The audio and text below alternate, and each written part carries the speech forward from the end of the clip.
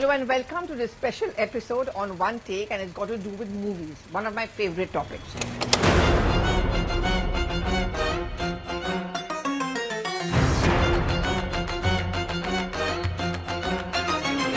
There was a time when we used to watch movies just for the fun of it. Watch the movies, open and shut case, come out, and the most discuss it a little bit about the actors or about the scenes, and you're over and done away with. But now things have changed. इन दिनों आपने देखा होगा Kashmir file film की चर्चा चल रही है और जो लोग हमेशा फ्रीडम ऑफ एक्सप्रेशन के झंडे लेकर के घूमते हैं वो पूरी जमात बौखला गई है पिछले 5-6 दिन से. Now there's a lot of hangama, politics also, and political controversy, I would say, over the movies. And the latest one being Adipurush.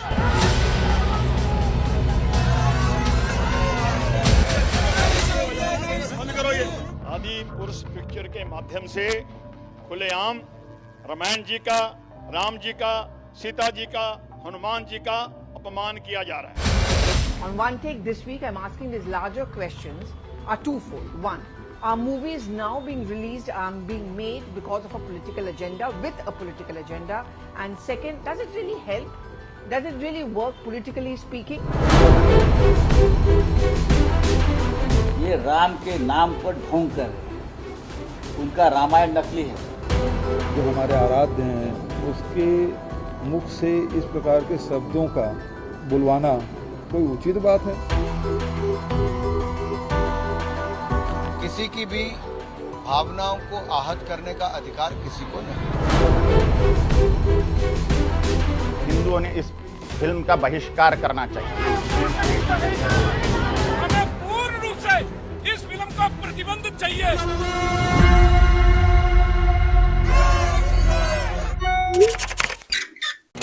Let's go back to 1975, and I remember it's a movie which we all watched, and it was called Andhi. It was loosely based on Indira Gandhi because Suchitra Sen, who portrayed the role of a woman politician, was sporting that little white band or white hair on her hair, and many people thought it made her look like Indira Gandhi. And of course, there was Sanjeev Kumar. She was hit by a stone, which was also what, remember, Indira Gandhi was. And then there was a lot of controversy over it, but it was a super hit film.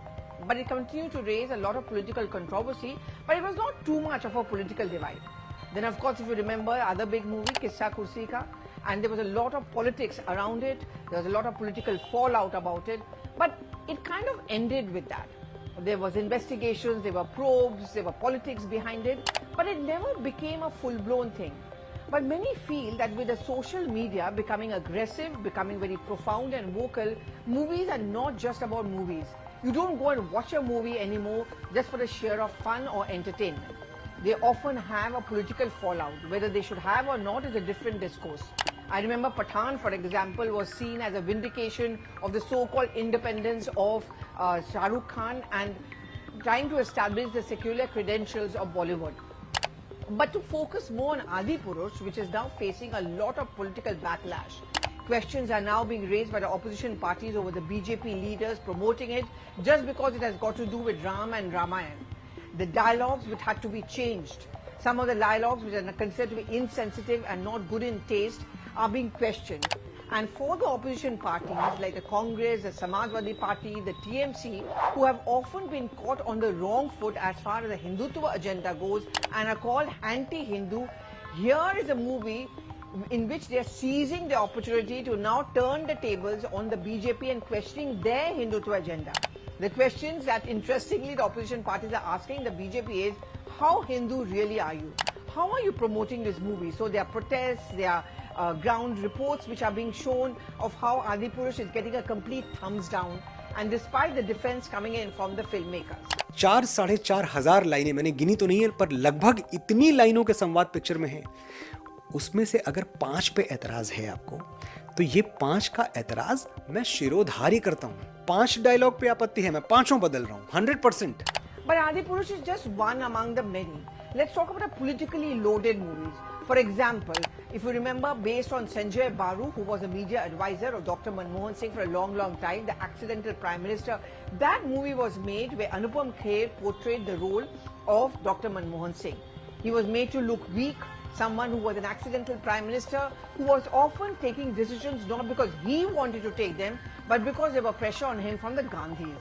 The portrayal of Priyanka Gandhi Vadra in the movie, of Rahul Gandhi, Sonia Gandhi, did not go down very well with the Congress party, and they called it a political agenda just ahead of the elections because the BJP wanted to use the movie to make the point that here you have Dr. Manmohan Singh as a weak Prime Minister, and in sharp contrast is Narendra Modi, who is a tough one, who's a doer. Apart from that, you remember the huge controversy over Kashmir files. Anupam Kher again portrayed the role of a person who faced the kind of an exodus of the Kashmiri Pandits. The movie has of course not been released for sensitive reasons in Srinagar and other parts of the valley, despite the fact that cinema has come back to the state on the grounds that it can actually provoke animosity and tension. But those who are based there, the minorities, the valley politicians, have made the point that this movie was deliberately made under an agenda of control of the government because it wants to push a narrative in justifying the revocation of Article 370. Again, the recent controversy over Bengal files, which is going to be released, which talks about political violence in the state. Again, it has come in from a lot of backlash from the Trinamool Congress, from the Chief Minister Mamata Banerjee herself, raising the point that these movies are having political patronage because the government wants to push its agenda to the movies. There have been several movies like Narendra Modi, the film which was released. Then there was of course movie on Butler Files, John Abraham's movie. These are the kind of films which have been released and have often been accused of running a political agenda. Now the question I'm asking larger is, does that really work? You know, because in India, cinema is a powerful tool. People go and watch movies regardless of which class you belong to, how rich or poor you are. For the rich people, of course, there are those multiplexes. That cinema is still something which people go and watch even in smaller towns and villages. And the thing is that now it's easily available on OTT. It's easily available on your phones as well. You can download it and watch it. So if you don't watch, say, a Kashmir Files in a cinema hall, or because if it's not done well in terms of profits, it's easily available on the OTT platforms, so it reaches your home directly. And that is when the critics of this kind of cinema make the point that what you're doing is, and to use their words, a kind of a fascist mindset. You are trying to play a mind game, brainstorming the people, which only provokes tensions or leads to a certain amount of polarization. And therefore, this kind of cinema, which often has a tacit or open support of the government or the ruling party, is actually peddling this political narrative. When leaders of a political party, and in this case, if we are talking about Kashmir Files, we are talking about other movies as such, where, shows are held by political parties, where, netas are giving a thumbs up, they tweet about it, the director or the filmmaker goes to meet the Prime Minister. Opposition parties say this is where the political patronage or the government's patronage is coming in from. Clearly, they are either financed or promoted by the ruling party, in this case happens to the BJP. The other point of view which comes in from the government and from the BJP is movies also have to reflect the reality. You've allowed movies in the earlier case which were reflecting reality, and you never had a problem with that. Now this debate will never ever be solved. There are always going to be two different contrasting points of view, which is why I go back to the same question I'm asking you. Does cinema need to have a political agenda? I would say no, it shouldn't. It shouldn't have a political narrative. But there's always going to be a political fallout because basically all of us are political animals. We always find politics in everything, even as simply as a road being dug up or a road being made, and the timing becomes important. That's the key point. Unfortunately, with the advent of a very aggressive social media, OTT platforms, where cinema is reaching your homes literally, this kind of political narrative being pushed forward by political parties becomes a very, very powerful tool in terms of the movies which are being pushed forward. For example, the Bengal Files, but naturally the TMC is against it. Now, at a time it may hit closer to, say, the Lok Sabha elections, will it have an impact, or are our voters smarter not to be influenced by it? There are movies which actually increase the political divide. There are movies which bring out with aggressive, profound, different point of view on the social media platform or even in a discourse. To that extent, it is very important that cinema and cinema makers steer clear of political narratives. There were a time when our filmmakers would not actually invite politicians to watch and support and promote their movie. Is it a time to go back to that era? Do give in your reactions on the social media timeline. Thank you so much for watching.